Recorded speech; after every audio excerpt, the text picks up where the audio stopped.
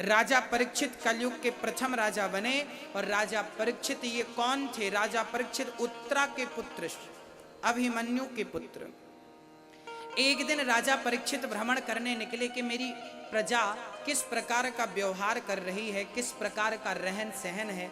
जाकर देखा तो एक गाय और एक बछड़ा, गाय और बछड़ा दोनों को एक काला आदमी पाद प्रहार कर रहा था, मार रहा था। गाय रो रही थी, बछड़ा रो रहा था। बछड़े के 3 पांव तोड़ दिए उस काले आदमी ने मार मार के।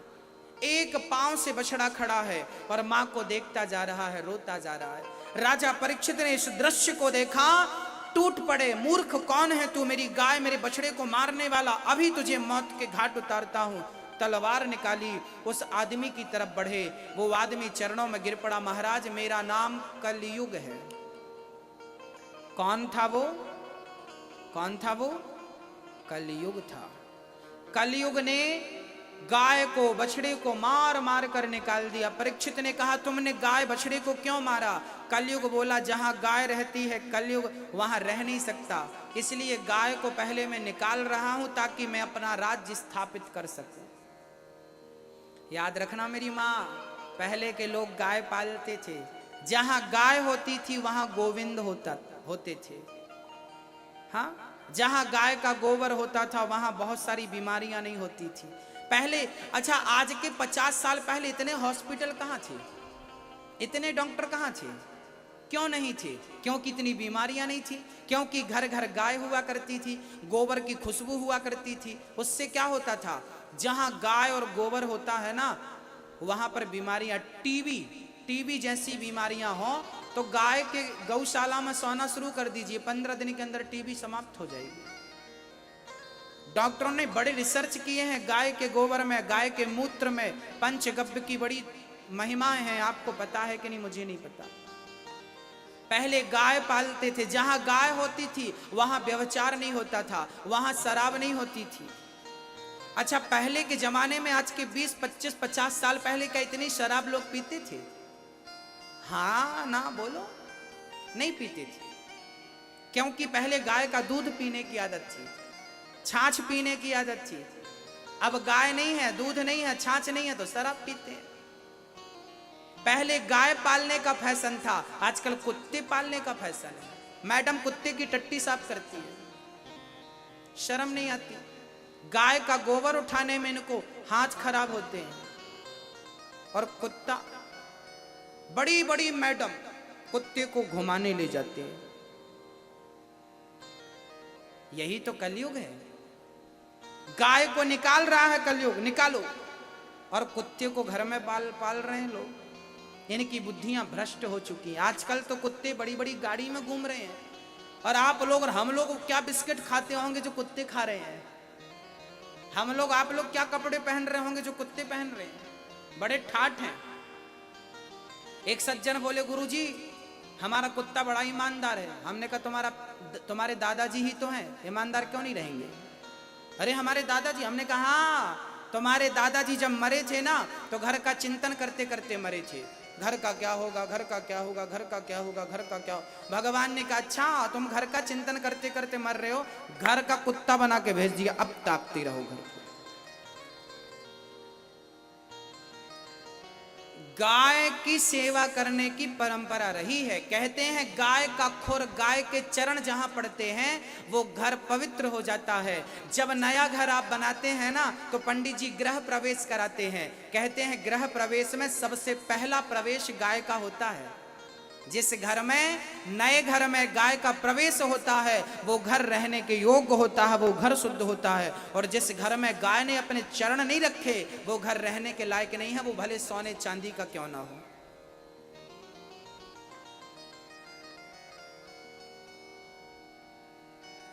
राजा परीक्षित ने कलयुग से कहा मेरे नगर से निकल जा। कलयुग बोला महाराज मुझे रहने की कुछ जगह तो दे दो। कहां रहेगा कलयुग? तब राजा परीक्षित ने कलयुग को रहने के लिए 4 कमरे बनवाए। आपके हरिगंगानगर इस एरिया में कलयुग रहता है कि नहीं? कलयुग कहां कहां रहता है जरा सुनिएगा। द्यूतम पानम स्त्रियः सूना यत्र धर्मश्चतुर्विधा। कलयुग का पहला ठिकाना है जुआ। जुआ। अच्छा भैया जी, दादाजी, आप लोग खेलते हैं कि नहीं? ताश खेलते? आजकल मोबाइल पे लोग ताश खेलते। सुधरने वाले नहीं है। कलयुग का पहला ठिकाना जुआ। जुआ खेला था कौरवों ने तो नाश नहीं हुआ, सर्वनाश हुआ। जुआ खेलने वालों का सर्वनाश होता है। आप में से कोई खेलता है क्या? नहीं, जुआ मत खेला करिए। कौरवों ने जुआ खेला था, सर्वनाश हुआ। और जुआ के कारण ही महाभारत हुआ। जुआ के कारण ही द्रौपदी की लाज लूटी गई थी। जुआ ना होता तो नारी का अपमान ना होता, और जुआ ना होता तो महाभारत ना होता। कारण महाभारत का जुआ है। सोचिए, जुआ क्या कराता है? महाभारत कराता है। जुआ क्या कराता है? बहन बेटी की लाज को लुटवाता है ये जुआ। इसलिए जुआ मत खेलिए। जुआ खेल रहे हैं? अच्छा, आप में से कौन से पिता चाहते हैं कि आपका बेटा बहुत बड़ा जुआड़ी बने? क्या आप चाहते हैं कि आपका बेटा जुआड़ी बने? हाँ या ना? नहीं चाहते ना? आप ये नहीं चाहते कि मेरा बेटा जुआड़ी बने। जब आप अपने बेटे को जुआड़ी नहीं बनाना चाहते तो आप खुद क्यों जुआड़ी हैं भाई? आप खुद जुआ खेलना बंद कर दीजिए।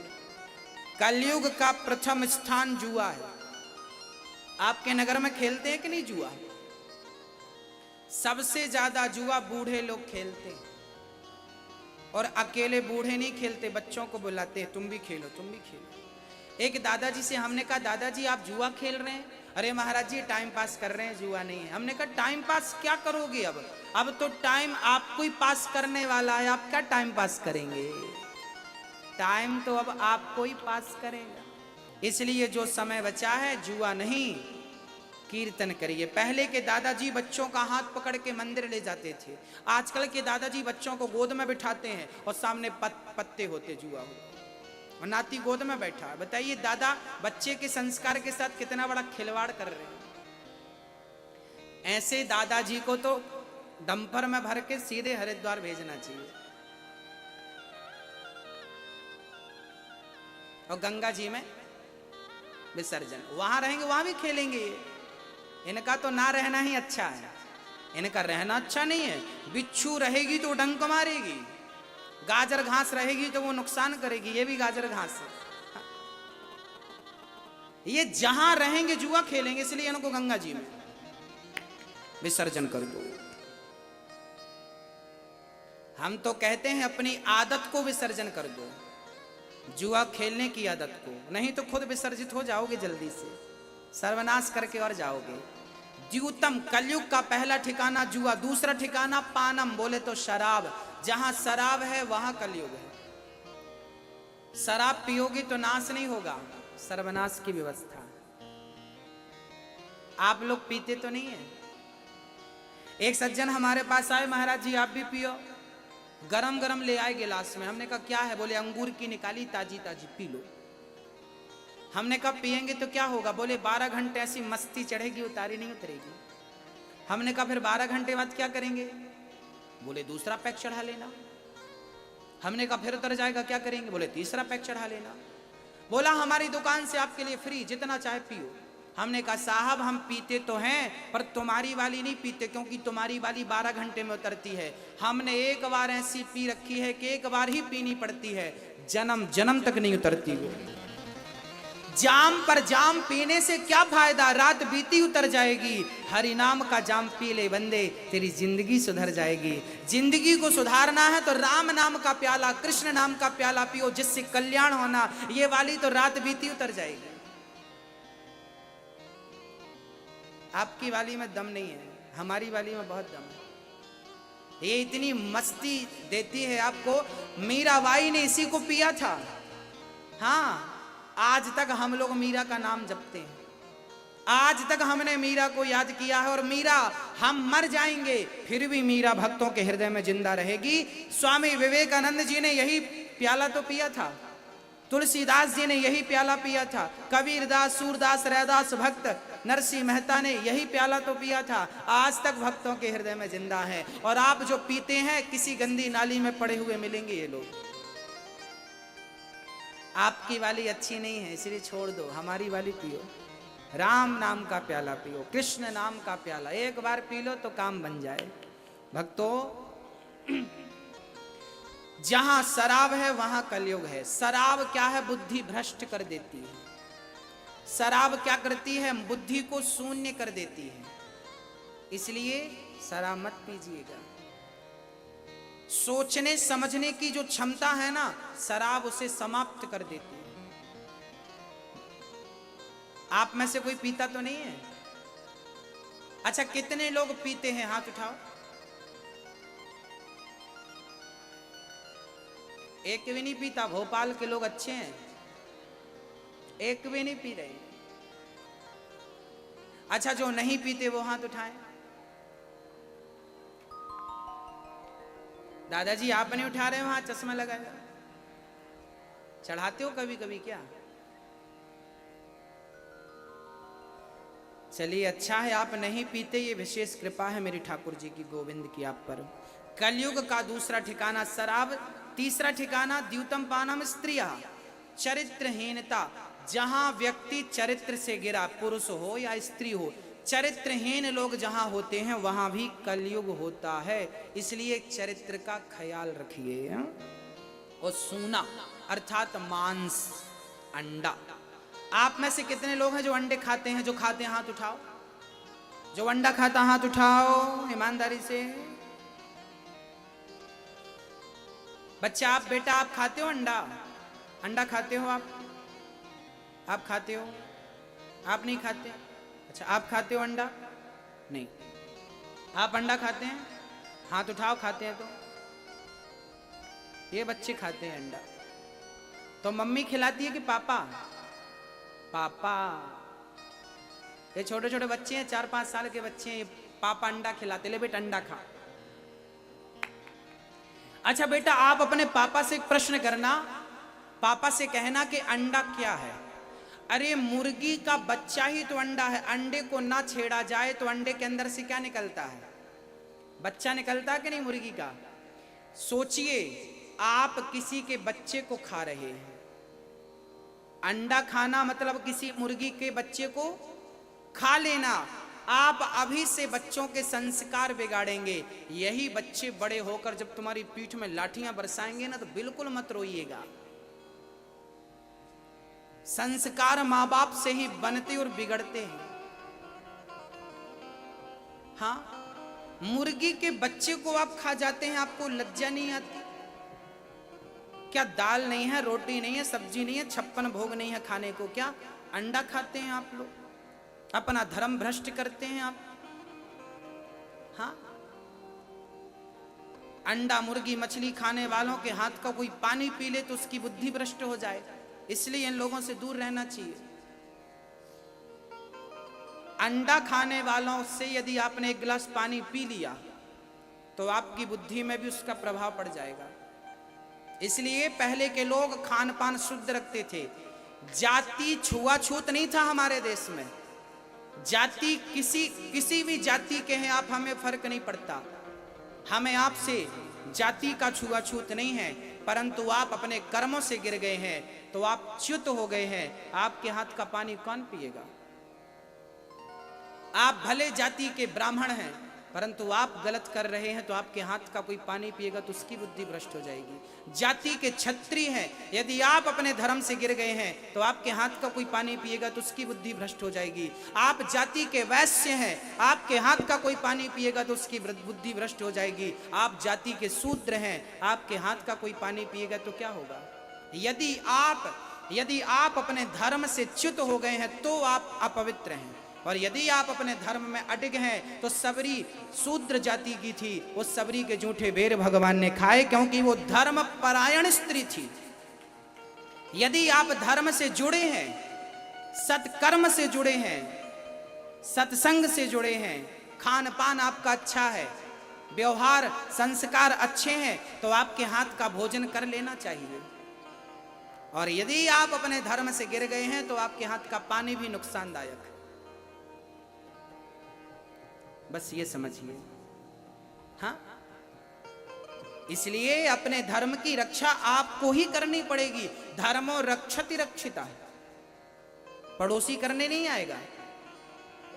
अंडा मुर्गी मांस आप खाएंगे तो भ्रष्ट हो जाएंगे आप।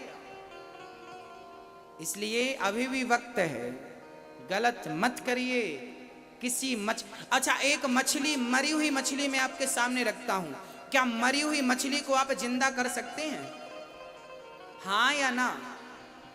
नहीं कर सकते ना। आप मरी हुई मछली को जिंदा नहीं कर सकते, तो जिंदा को मारने का अधिकार किसने दिया? यदि किसी को जान दे नहीं सकते, अर्थात किसी को जीवन दान दे नहीं सकते, तो किसी की जान लेने का अधिकार किसने दिया? आपको ये बताइए।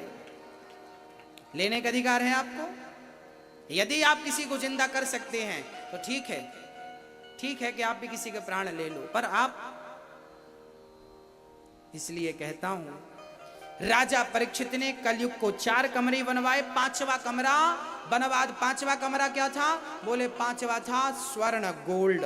राजा परीक्षित ने स्वर्ण की मुकुट पहन रखी थी, वो जरासंध की थी। जरासंध के को मारकर भीम भैया ने वो मुकुट ले आई, और वही मुकुट आज राजा परीक्षित ने पहनी, तो राजा परीक्षित की बुद्धि भ्रष्ट हो गई। कलयुग राजा परीक्षित के सिर पे चढ़ गया, और राजा परीक्षित की बुद्धि, अच्छा कलयुग क्या करता? बुद्धि भ्रष्ट कर देता है। शराब क्या करती है? बुद्धि भ्रष्ट कर देती है। और जिसकी बुद्धि भ्रष्ट हो जाएगी तो उसका पतन हो जाएगा, उसका सर्वनाश हो जाएगा। अपनी बुद्धि ही तो बचानी है, अपना विवेक ही तो बचाना है। रावण की बुद्धि भ्रष्ट हो गई तो सीता को चुरा के ले आया।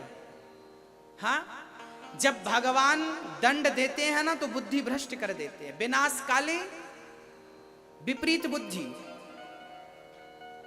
यदि देखिए, हम कथा सुना रहे हैं आपको 3 घंटे तक कथा सुना रहे हैं ना, यदि धोखे से मेरी मुंह से कोई गलत बात निकल जाए, कुछ भी गलत शब्द निकल जाए धोखे से, तो क्या होगा? अच्छी बातें हाईलाइट नहीं होंगी, पर वो गलत बात निकल जाए तो लो महाराज जी ने ऐसा कहा, हमारा अभी बवाल हो जाएगा। जब मेरी बुद्धि भ्रष्ट होगी ना तो मेरे मुंह से गलत निकलेगा। जब तक मेरी बुद्धि में भगवान का वास है तब तक मेरी वाणी से भगवान की चर्चा निकल रही है, और जब मेरी बुद्धि में कलयुग का वास हो जाएगा तो मेरी वाणी से गलत गलत निकलेगा। बस मेरी माँ, जिनकी बुद्धि भ्रष्ट हो चुकी है वही गलत बातें करते हैं, इनकी बुद्धि में कलयुग आके बैठा है।